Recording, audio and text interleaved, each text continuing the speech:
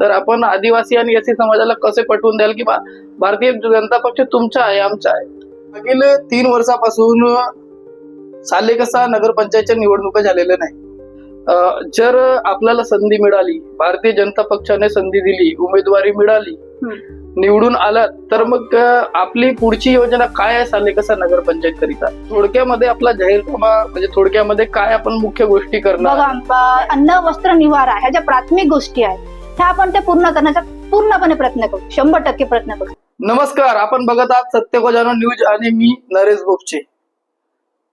गोंदिया जिल्ह्याच्या गोंदिया नगर परिषद, तिरोडा नगर परिषद आणि सालेकसा नगरपंचायत यांचे मागील 5 वर्षापासून निवडणुकी रखडलेल्या आहेत. त्याचे मुख्य कारण म्हणजे ओबीसी आरक्षणाचा मुद्दा हा न्यायालयात प्रलंबित होता. दुसरा, प्रभाग रचना सुद्धा झालेली नव्हती. पण आता न्यायालयाने कुठेतरी निवडणूक करण्याकरिता राज्य सरकार निवडणूक आयोगाला सूचना दिलेल्या आहेत आणि त्या अनुषंगाने आता सध्या प्रभाग रचना झालेल्या आहेत. अशामध्ये सालेकसा नगरपंचायत येथील सुद्धा निवडणुका पुढे लागणारच आहेत. अशामध्ये आपल्यासोबत आज आहेत शालिनीताई बडोले. शालिनीताई बडोले म्हणजेच सालेकसा तालुक्यामध्ये शिक्षण महर्षी म्हणून ओळखले जाणारे राजेंद्र बडोले यांच्या पत्नी, ज्यांच्या नावामध्ये शालीनता आणि राहणीमानात सुद्धा शालीनता दिसून येते, अशा शालिनीताई बडोले आज आपल्यासोबत आहेत. शालिनीताई बडोले आपल्यासोबत का आहेत? तर आता निवडणुका लागणार आहेत आणि त्याच्यामध्ये त्या इच्छुक उमेदवार सुद्धा आहेत. तर अशामध्ये त्यांची मुलाखत आपण घेत आहोत. तर सर्वात अगोदर बडोलेताई, सत्य को जानो न्यूज मध्ये आपले स्वागत आहे. नमस्कार. काय म्हणाल, मागील 3 वर्षापासून सालेकसा नगरपंचायतच्या निवडणुका झालेल्या नाही, त्यामुळे नागरिकांना काय असुविधा जाणवल्या आणि त्याकरिता आपण आता भारतीय जनता पक्षाचे सक्रिय कार्यकर्ता आहात. भारतीय जनता पक्षाची केंद्रामध्ये सरकार आहे, राज्यात सरकार आहे. आता या क्षेत्राचे आमदारही भारतीय जनता पक्षाचे आहेत आणि 3 वर्षापासून निवडणूक झालेल्या नाही आणि त्यामुळे कुठेतरी जनतेला समस्या जाणवल्या. तर त्यासाठी आपण काय उपाययोजना केल्यात? या देशाचे यशस्वी पंतप्रधान माननीय नरेंद्रजी मोदी, माननीय नितीनजी गडकरी, या महाराष्ट्राचे लाडके मुख्यमंत्री देवेंद्रजी फडणवीस, उपमुख्यमंत्री एकनाथजी शिंदे, उपमुख्यमंत्री अजितदादा पवार यांच्या नेतृत्वामध्ये आणि आमचे आमगाव देवरी विधानसभाचे विकास पुरुष माननीय संजयजी पुराम यांच्या मार्गदर्शनाखाली आम्ही विकासाचे कामे समोर करू. तुमचा जो प्रश्न आहे की 3 वर्षापासून निवडणूक झालेली नाही, तर त्यामध्ये जनतेला खूप समस्या आहेत. त्या समस्या जशा पाण्याच्या समस्या आहेत, तर ही जी पाण्याची समस्या आहे आम्ही पाठपुरावा केला आमदार साहेबांना. तर आमच्या आमदार साहेबांनी 65 करोडची योजना आणलेली आहे, जी खूप आवश्यकता असते. आता ते जी योजना आहे ते म्हणजे आलेली आहे, मंजूर झालेली आहे की पूर्णत्वात आलेली आहे? नाही, मंजूर झालेली आहे. आता त्याचं काम पूर्णच नाही, आता सुरू होणार आहे. ते काही दिवसानंतर ते सुरू होणार आहे. पण त्याचा जो काही अंदाजपत्रक होता, निधी, तो सगळा झालेला आहे. अजून काय काय समस्या दिसून आल्या आणि काय काय आपण पाठपुरावा केल्यात? आमच्या नगरपंचायत मध्ये बस स्टॉपची सुविधा नाही आहे, तर त्याच्या सुद्धा आम्ही मागण्या केलेल्या होत्या. तर आमदार साहेबांनी सुद्धा त्या मागण्या आमच्या मान्य केलेल्या आहेत आणि मला वाटतं 3 ते 3.5 करोडच्या निधी त्यांनी हा बस स्टॉप साठी दिलेला आहे. तर तो बस स्टॉप सुद्धा, आणि तिथं थोडी समस्या होती जागेची, तर ती जागेची सुद्धा समस्या ती सॉल्व्ह झालेली आहे आणि तो बस स्टॉप सुद्धा खूप म्हणजे लवकरच होणार आहे. आणि आम्ही सुद्धा जे आमचे थोर महापुरुष आहेत, डॉक्टर बाबासाहेब आंबेडकर, महात्मा फुले, छत्रपती शाहू महाराज, पंडित दीनदयालजी उपाध्याय यांचे जे विचार आहेत की शेवटच्या घटकापर्यंत आपल्याला विकास करायचा आहे, अंत्योदयची योजना जी आहे, जे आपण एकदम शेवटचा घटक असतो, त्याचा आपल्याला विकास कसा करायचा आहे, या पद्धतीने आपण समोर आपल्याला जर संधी मिळाली तर आपण निश्चितच आपल्या नगरपंचायतचा खूप विकास करू. आता मागील 3 वर्षापासून निवडणूक झालेली आहे. आपण सांगितलं की पाण्याची समस्या होती, हो. निधी मंजूर झालेली आहे, बस स्टॉप करिता सुद्धा निधी मंजूर झालेली आहे. हो पण जनसामान्य जो व्यक्ती आहे, आपले जनप्रतिनिधी नसले नगरपंचायत मध्ये, तर त्यामुळे अनेक समस्या उद्भवतात. कारण प्रशासक बसलेले असतात आणि कधी कधी अधिकारी कर्मचारी त्यांची ऐकून घेत नाही. अशा समस्या आपल्या समोर जाणवल्या का? जाणवल्या तर मग कसे काय त्यांचा आपण तोडगा काढून दिला? अशा समस्या तर जाणवल्या, आल्या पण समस्या. जशा वार्डातून अनेक महिला आल्या आमच्यापर्यंत, त्यांना माहित होतं की मॅडम काहीतरी काम करू शकतात आमचे, तर आले प्रत्येक वार्डातून आले आणि त्या महिलांनाच घेऊन आम्ही नगरपंचायत मध्ये गेलो आणि त्यांना निवेदन दिला की ह्या वार्डात पाण्याची समस्या आहे, तर तुम्ही लवकरात लवकर त्यांना सॉल्व्ह करण्याचा तुम्ही थोडा प्रयत्न करा. आम्ही विनंती केली, निवेदन दिले, तर त्यांनी ते पूर्ण करण्याचा प्रयत्नही केला. आता मागील 3 वर्षापासून निवडणूक झाली नाही, तर निश्चितच आरोग्य संबंधित समस्या सुद्धा आल्या असतील, शिक्षणाशी निगडीत समस्या सुद्धा आल्या असतील. तर त्या जाणवल्या का आपल्याला? आणि जाणवल्या तर मग आपली केंद्रात राज्यात सरकार, जिल्हा परिषदला सरकार, तर आपण मग काय केलं त्या समस्या? नाही, समस्या तशा तर तेवढ्या तर आरोग्याच्या समस्या जाणवल्या नाही. आणि शिक्षण तर आम्हीच शिक्षण वर्षी आहोत, तर आम्ही आमच्या शाळेमध्ये जे गरजवंत विद्यार्थी असतात, असे आताही कमीत कमी 25 ते 50 पर्यंत आमचे विद्यार्थी आम्ही निशुल्क, जे गरजवंत आहेत, हुशार आहेत, आम्ही त्यांना शिक्षण देतो. म्हणजे तुम्ही वैयक्तिक पातळीवर हा, त्या समस्या सोडवत आहात. सोडवतो.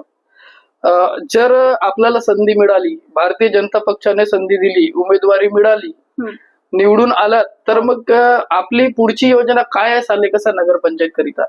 बघा, ह्या सालेकसा नगरपंचायत मध्ये आपल्याला खूप विकासाची कामं करायची आहेत. आता जसं महिलाची सुरक्षितता आजच्या काळात खूप महत्वाची आहे, तर त्यासाठी आपण प्रत्येक जे मेन चौक आहेत त्यामध्ये आपण सीसीटीव्ही कॅमेरे लावणार आहोत. स्वच्छतेच्या दृष्टीने आपण शौचालय तिथं उभारणार आहोत. आणि त्याचप्रमाणे जे गरजवंत, जे घरकुल ज्यांना आवश्यकता आहे, अशा व्यक्तींना आपण घरकुल देणार आहोत. म्हणजे कुणीही घरापासून जे वंचित राहणार नाही. म्हणजे अन्न, वस्त्र, निवारा ह्या ज्या प्राथमिक गोष्टी आहेत, ह्या आपण त्या पूर्ण करण्याचा पूर्णपणे प्रयत्न करू, 100% प्रयत्न करू. म्हणजेच असं झालं का की मागील 3 वर्षापासून निवडणूक झाल्या नाही, तर घरकुलचे लाभ जे सामान्य ग्रामपंचायतला मिळते ते या ठिकाणी मिळाले नाही? हो, तसंही झालेलंच आहे. कारण कुणी इथं आहेच नाही ना, सदस्य नाही, अध्यक्ष नाही, तर त्याच्यामुळे त्या समस्या तर आलेल्याच आहेत. तर ह्या जेवढ्या पण समस्या 3 वर्षामध्ये आलेल्या आहेत, त्या सगळ्या समस्या आपण पूर्ण करण्याचा प्रयत्न करू. एक प्रश्न असाही आहे की आपण एससी प्रवर्गातून मुडत आहात. हो आणि आपण भारतीय जनता पक्षामध्ये आहात. हो. कुठेतरी चर्चा आणि नॅरेटिव्ह असा पसरलेला आहे की भारतीय जनता पक्ष हा बहुजनांचा पक्ष नाहीये, एससी समाजाचा पक्ष नाहीये, आदिवासीचा पक्ष नाही आहे. तर यावर आपण काय बोलाल? नाही, हा चुकीचा आहे. तसं काही नाही. भारतीय जनता पक्ष हा सर्वांचाच पक्ष आहे.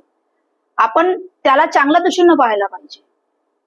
जर आज तुम्ही जे म्हणता की अनुसूचित जातीचे जसं मी आहो, पण मला विश्वास आहे की मी जर काम करते भारतीय जनता पार्टीमध्ये व्यवस्थितपणे, तर निश्चितच पार्टी माझे म्हणजे विचार करेल. आता आपण भाजप पक्षामध्ये आहात आणि विचारधारा अशी बनलेली आहे, नेरेटिव्ह असा पसरलेला आहे की भारतीय जनता पक्ष हा एससी प्रवर्गाचा किंवा आदिवासी प्रवर्गाचा नाही आहे, विरोधी विचारधारेचा आहे, असा नॅरेटिव्ह पसरलेला आहे.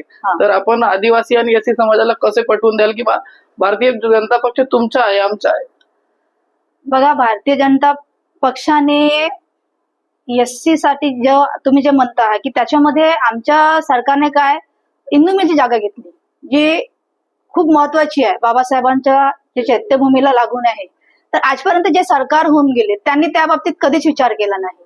पण आमची सरकार जेव्हा आली त्यावेळेस त्यांनी आम्हाला इंदू मिलची जागा दिली. लंडनचं घर आम्हाला म्हणजे आमच्या समाजासाठी ते म्हणजे दिलेलंच आहे. तर आपण आमच्या समाजाला हे सांगू शकतो की भाजप जी सरकार आहे ही काही विरोधी नाहीये. मागील लोकसभा निवडणुकीमध्ये असा पण नॅरेटिव्ह चालला की भारतीय जनता पक्ष सत्तेत आला तर संविधान बदलणार. आताही राहुल गांधी आणि विरोधी पक्ष असे बोलत आहे की भारतीय जनता पक्ष कधी ना कधी संविधान बदलणार. नाही, संविधान तर कुणीच बदलू शकत नाही, कारण त्याच्या मूळ ढाच्याला हातच लावता येत नाही. आणि हे कसं नॅरेटिव्ह पसरवून नागरिकांची दिशाभूल करण्याचा हे जे विरोधी पक्ष आहे ते प्रयत्न करत असते आपापल्या पद्धतीनं. पण त्याचा आता समोर आम्ही त्याचा एक व्यवस्थितपणे आम्ही त्याला उत्तर देण्याचा प्रयत्न करू की जो संविधान आहे हा सगळ्या नागरिकांसाठी आहे आणि त्याच्यामुळे त्याच्या मूळ ढाच्याला कोणीच हात लावू शकत नाही. आता सालेकसा नगर पंचायत चे आपण संभाव्य इच्छुक उमेदवार आहात. संभाव्य उमेदवार म्हणून आपण सालेकसा नगर पंचायत क्षेत्रातील संपूर्ण जनतेला काय संदेश द्याल, काय आव्हान द्याल की भारतीय जनता पक्षाचे उमेदवार जास्तीत जास्त निवडून आणा किंवा मला पण निवडून आणा, आम्ही असे कामं करू, काय बोलाल याबद्दल? सगळ्यात आधी तर मला माझा जाहीरनामा सांगावं लागेल की मला विकास करायचा आहे. ह्या नगरपंचायत क्षेत्रामध्ये जास्तीत जास्त मला विकास करायचा आहे आणि आमची जी विचारप्रणाली आहे, भाजपची जी विचारप्रणाली आहे, ती विचारप्रणाली मी सर्वात आधी सांगेन आणि ते सांगितल्यानंतर मला ह्या नगरपंचायतमध्ये कोणता विकास तर करायचा. थोडक्यामध्ये आपला जाहीरनामा म्हणजे थोडक्यामध्ये काय आपण मुख्य गोष्टी करणार? बघा, सगळ्यात महत्वाचे असते की महिलांच्या सुरक्षिततेसाठी तुम्हाला मी आधीच सांगितले की महिला सुरक्षिततेसाठी आपण चौकाचौकामध्ये कॅमेरे बसवू. त्याच्यानंतर त्याच्यामध्ये शौचालयाची व्यवस्था करू प्रत्येक वार्डामध्ये. त्यानंतर आपण जे युवा मुलं आहेत त्या मुलांसाठी व्यायामशाळा, त्याचप्रमाणे त्यांच्यासाठी शिक्षणाच्या सोयीसाठी वाचनालय उभारणार आहोत. त्याच्या माध्यमातून स्पर्धा परीक्षेचे सुद्धा त्यांना एक मार्गदर्शन म्हणून त्या वाचनालयाच्या माध्यमातून ते सुद्धा आपण सुरू करणार आहोत. त्याच्यानंतर आपण जे रोजगाराची समस्या आहे आपल्या नगरपंचायतमध्ये, तर मी सांगणार की नगरपंचायत हा क श्रेणीमध्ये आहे आपला सालेकसा नगरपंचायत आहे. त्यामध्ये आपण रोजगाराचे पण सुद्धा रोजगार हमीच्या योजनेअंतर्गत आपण ते पण कामं आणू आणि आपण महिलांना जे काही आहेत बेरोजगार म्हणजे रोजगारापासून जे वंचित आहेत त्यांना आपण रोजगार देण्याचा प्रयत्न करू. ज्यांना घरकुल जे आहेत, ज्यांना अतिशय जे गरजवंत आहेत त्यांना आपण घरकुल देऊ. फ्लॅट सिस्टमने ते बनवू आणि ते घरकुल आपण सगळ्यांना देऊ. त्याच्यानंतर जे पाण्याची व्यवस्था जी आमदार साहेबांनी 65 करोड जे नळाची जी योजना दिलेली आहे, तर प्रत्येक घरामध्ये जे मोदीजींनी सांगितले की हर घर जल हर घर नल, या योजनेअंतर्गत आपण प्रत्येक घरामध्ये तो पाणी पोहोचवू. त्याच्यानंतर आपण आणि प्रत्येक वाड्यामध्ये आपण शुद्ध पिण्याचा पाण्याची एक आरोची व्यवस्था करू की जेणेकरून सगळ्या नागरिकांना शुद्ध पाण्याची व्यवस्था मिळेल. आणि तलावाचे सौंदर्यीकरण आहे, स्ट्रीट लाईट आहेत, हे जे आहेत हे सगळे प्रत्येक वाड्यामध्ये आपण लावू. दोन शब्दामध्ये म्हणजे दोन लाईनीमध्ये पुढील निवडणुकीला नजरेसमोर ठेवून काय बोलाल जनतेला? जनतेला बस एवढंच मला काय विनंती कराल? माझी विनंती एवढीच राहील की त्यांनी माझ्यावर विश्वास दाखवावा. जर त्यांनी माझ्यावर विश्वास दाखवला तर निश्चितच मी त्यांच्या विश्वासास पात्र राहीन. आणि मी सगळ्यांना सांगू इच्छिते की मी प्रथम तर या गावची मुलगी आहे, म्हणजे सालेकसाची मुलगी आहे. मी जन्मस्थळ माझा हाच आहे आणि त्याच्यामुळे मला इथल्या सगळ्या ज्या काही समस्या त्या म्हणजे लहानपणापासून जे काही निगडीत आहो मला माहित आहेत. प्रत्यक्षात माझ्या जनतेशी संपर्क आहे. म्हणजे संधी मिळाली तर संधीचा फायदा मी नक्कीच आपल्याला करणारच आहे आणि लोकांना त्याचा फायदा पण देणार आहे. तर निश्चित आपल्यासोबत होते शालिनीताई बडोले आणि पुढील सालेकसा नगरपंचायतच्या निवडणुकीला घेऊन त्यांच्याशी आपण अनेक विषयावर चर्चा केलेली आहे. भारतीय जनता पक्ष याच्या विचारधारेशी सुद्धा आपण अनेक प्रश्न केलेले आहेत, जसं आपण या मुलाखतीच्या माध्यमातून बघितलेले आहेत.